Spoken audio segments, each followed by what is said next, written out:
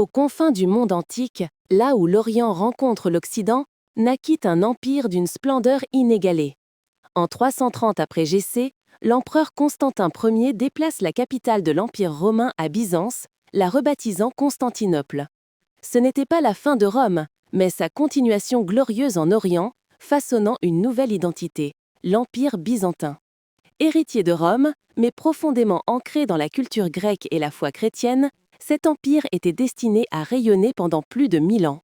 Le VIe siècle marque l'apogée de la puissance byzantine sous l'empereur Justinien Ier et l'impératrice Théodora.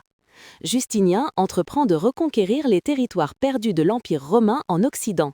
Mais son legs le plus durable fut la refonte complète du droit romain, le fameux Corpus Juris Civilis, qui influencerait la législation pour des siècles. Malgré la violence des émeutes de Nika, sa capitale s'embellit, témoin de sa foi inébranlable, avec l'édification de Sainte-Sophie, un chef-d'œuvre architectural qui défiait le ciel. L'Empire byzantin fut constamment assiégé, forcé de défendre ses frontières contre une multitude d'ennemis, les Sassanides, les Arabes, les Bulgares et plus tard les Turcs. Son armée, hautement organisée, s'appuyait sur des innovations militaires comme le feu grec, une arme navale dévastatrice et secrète. Les formidables murailles de Théodose protégeaient Constantinople, la rendant presque imprenable pendant des siècles et symbolisant la résilience d'un empire en état de siège permanent. Au cœur de l'identité byzantine se trouvait la foi chrétienne orthodoxe. L'empereur était considéré comme le représentant de Dieu sur terre, et le patriarche de Constantinople une figure spirituelle majeure. Cette foi fut parfois secouée par des controverses profondes, notamment la querelle des images, l'iconoclasme, qui divisa l'Empire pendant des décennies. Plus tard, en 1054, le grand schisme sépare définitivement l'Église d'Orient de celle d'Occident, consolidant l'orthodoxie comme pilier spirituel de Byzance. L'art byzantin est une fusion magistrale d'influences gréco-romaines et orientales, caractérisée par une splendeur et une spiritualité profonde. Des mosaïques éclatantes, faites de milliers de tesselles de verre et d'or, ornaient les églises et les palais, racontant des histoires bibliques et glorifiant les empereurs.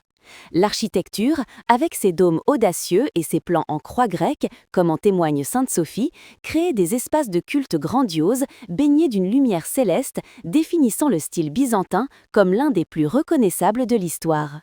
Constantinople n'était pas seulement une capitale impériale, mais le cœur battant du commerce médiéval. Sa position stratégique entre l'Europe et l'Asie en faisait le terminus de la route de la soie et un carrefour incontournable des échanges.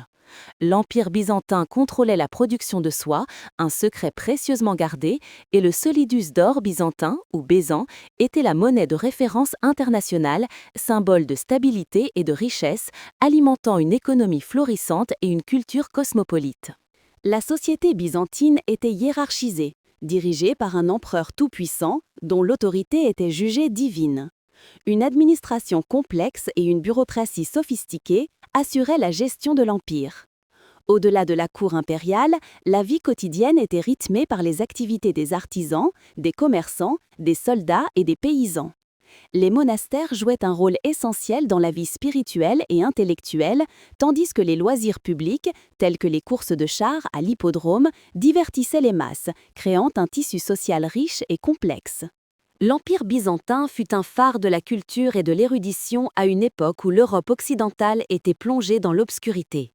Il préserva et transmit le savoir gréco-romain, conservant des milliers de manuscrits classiques qui auraient autrement été perdus.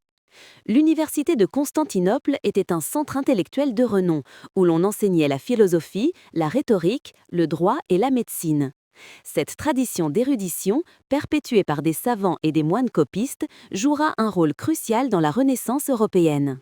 Après des siècles de grandeur, l'Empire byzantin entre dans une période de déclin. Miné par les conflits internes, les invasions et les pressions économiques, il voit son territoire se réduire inexorablement. Le coup le plus dévastateur vient des croisés occidentaux lors de la 4e croisade en 1204. Au lieu d'aller libérer la Terre Sainte, il pille Constantinople, établissant l'éphémère empire latin et démantelant l'unité byzantine. L'empire réussira à se restaurer, mais il ne retrouvera jamais sa puissance d'antan. Après plus d'un millénaire, le destin de Byzance s'est scellé le 29 mai 1453. Assiégé par les forces ottomanes du sultan Mehmet II, Constantinople tombe après une défense héroïque. L'Empire byzantin s'éteint, marquant la fin d'une ère. Pourtant, son héritage perdure. Il a façonné le christianisme orthodoxe, influencé l'art, l'architecture et la loi de l'Europe, et a préservé un trésor de connaissances classiques. La civilisation byzantine est morte, mais son esprit et son influence continuent de résonner, de l'Orient à l'Occident, un témoignage immortel de sa splendeur passée.